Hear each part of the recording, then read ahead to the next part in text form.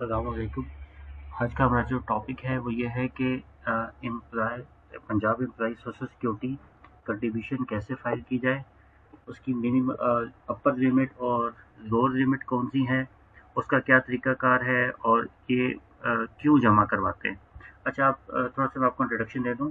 ये जितने भी गवर्नमेंट एम्प्लॉयज़ हैं या प्राइवेट लिमिटेड कंपनीज और जो भी रजिस्टर्ड ऑर्गेनाइजेशन है, फर्म है, एओपी है, उनके लिए मैंडेटरी है कि उन्होंने अपने एम्प्लॉयज़ को, जिनकी एक लोअर लिमिट है और अपर लिमिट है, उसके बिटवीन अगर कोई एम्प्लॉय होगा तो उसकी कंट्रीब्यूशन आपने जमा करवानी है। इनके अंदर ज़्यादा कैटेगरी वर्कर्स की होती है और जब आप कंट्रीब्यूशन जमा करवा देते हैं और वो उनकी जो मिनिमम वेज है या जो उनकी सैलरी है उसका 6% अमाउंट होती है, पर मंथ आपने जमा करवानी होती है।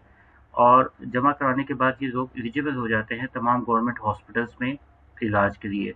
अच्छा, इनके लिए आप सेपरेट ये है कि हर रीजन में सेपरेट है। पंजाब का सेपरेट है, क्या नाम है उसका, किपी का सेपरेट है, सिंध का सेपरेट है। अच्छा, पंजाब का भी एक नहीं है रीजन, इसके अंदर फर्दर रीजन बनाए हुए हैं। जैसे लाहौर रीजन सेपरेट है, बहावलपुर है, पंजाब रीजन सेपरेट है, पिंडी पिंडी रीजन सेपरेट है आपका। अच्छा, ये आपने जब इस हर रीजन में जहाँ पे आपका ऑफिस है वहाँ पे आपने रजिस्टर करवाना है, वहाँ से आपको एक लॉगिन और पासवर्ड आईडी मिल जाएगी। तो ये जब लॉगिन पासवर्ड करेंगे तो सब साइट है ehrmis.speci.gop.pk। आप लॉगिन और पासवर्ड में जो ही आप लॉगिन होंगे तो ये विंडो आपके सामने अपीयर हो जाएगी।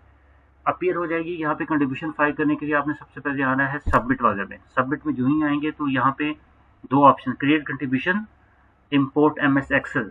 तो ये एमएस एक्सेल में आपने जाना है। यहाँ पे एक फाइल आपको मिल जाता हूँ कि यहाँ पे आपने फाइल डाउनलोड कर लेनी है। जो ही फाइल आप डाउनलोड कर लेंगे वो फाइल ऐसे खुल जाएगी आपकी। एक फाइल स्पेसिमेन बना होगा, मैंने इसके अंदर कुछ आपकी इन्फॉर्मेशन के लिए डाटा फीड किया ताकि आपको कुछ उसमें थोड़ी सी आसानी हो जाए।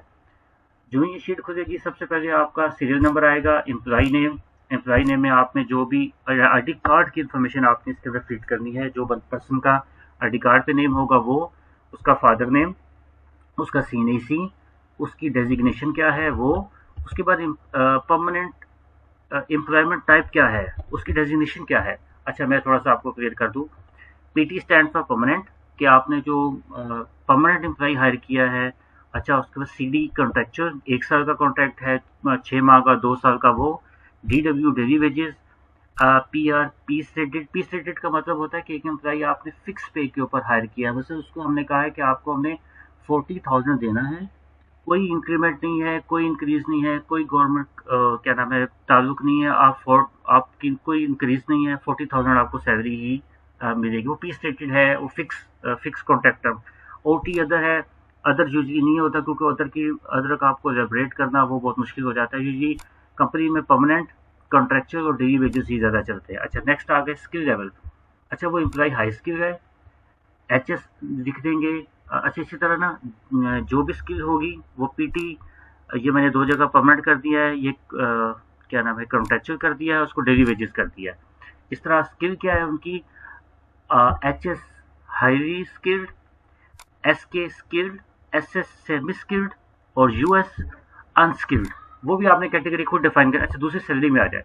अच्छा, इसमें थोड़ी सी ट्रिकी है, वो ये है कि मैंने ये अभी जुलाई 2024 आ गया है तो अभी नए मिनिमम वेज आ गई है, वो 37 आई है।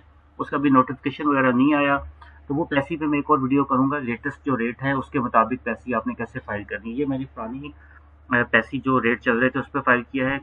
और कोई आपने जो भी एम्प्लॉय हायर किया है, मिनिमम वेज उसको 32,000 देंगे और उसकी जो अपर लिमिट है पैसे के मुताबिक वो 44,387 है। लेट्स सपोज एक आदमी आपने 50,000 पे हायर किया तो जाहिर बात है 50,000 32 तो इससे तो कम हायर नहीं कर सकते आप। 44 अपर लिमिट है, तो 52 को आप एनरोल नहीं भी करते तो कोई मैंडेटरी नहीं है कि आप कंट्रीब्यूशन देने के लायबल हैं। क्यों? उनकी अपर लिमिट ये है। अच्छा, अगर आप लेट्स सपोज कि 50,000 को है, आप कहते हैं कि यार इसको मैंने सोशल सिक्योरिटी देनी है, तो इसको भी आप सोशल सिक्योरिटी के लिए इनरोल कर सकते हैं। उसका ये होगा कि इस 50,000 वाले की सैलरी की कंट्रीब्यूशन जो होगी वो 44 का 6% आपने जमा करनी होगी, तो इसकी कंट्रीब्यूशन फाइल हो जाएगी। ठीक।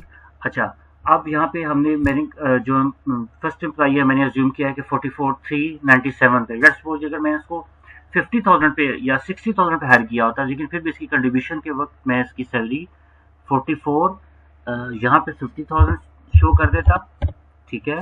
और कंट्रीब्यूशन के ऊपर मैं जो 50,000 की सैलरी हो गई यहाँ पे मैंने शो कर दी, ठीक है।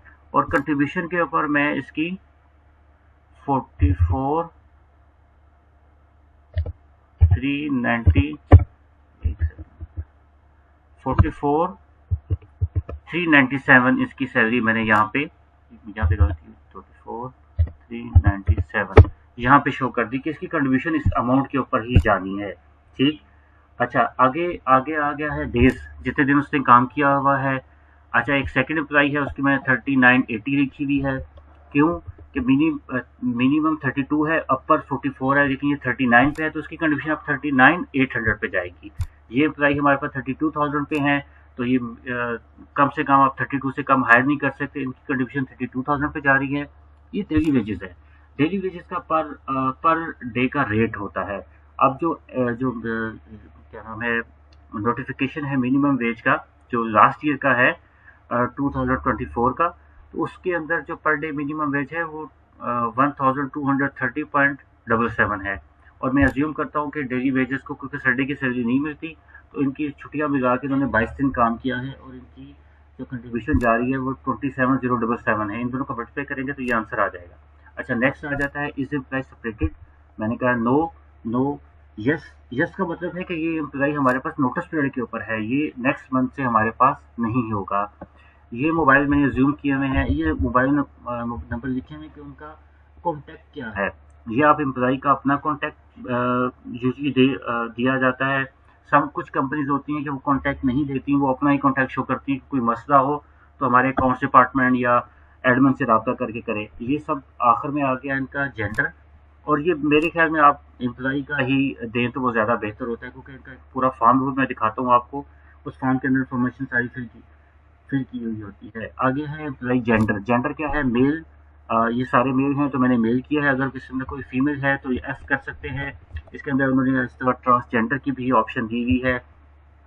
अच्छा, ये हमारा सारा फॉर्म हो गया, इसको हम सेव कर लेंगे। और ये जो इन्फॉर्मेशन नीचे है, ये तो मैंने आपको दिखाने के लिए थी, और इसको आप यहाँ से रिमूव कर देंगे। रिमूव करके इस फाइल को आप सेव कर देंगे, ठीक। और सेव करने के बाद आप चूज फाइल पे आएंगे। ये मैंने कॉपी ऑलरेडी डेस्कटॉप पे एक सेव की हुई है, मैं वहां से आपको दिखा।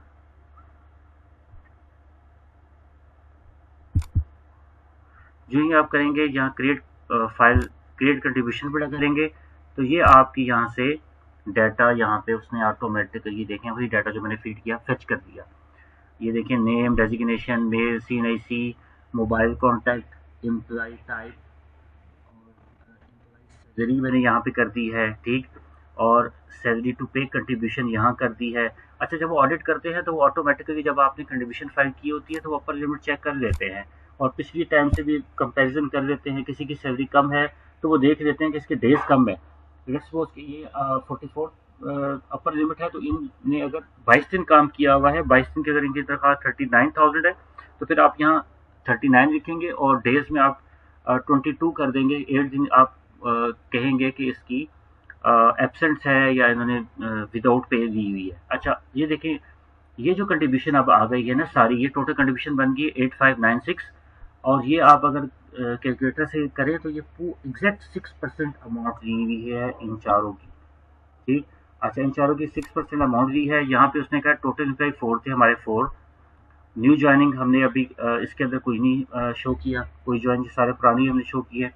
परमानेंट एम्प्लॉइज आपके 2 हैं, जो हमने परमानेंट में लिखे थे वो 2 थे।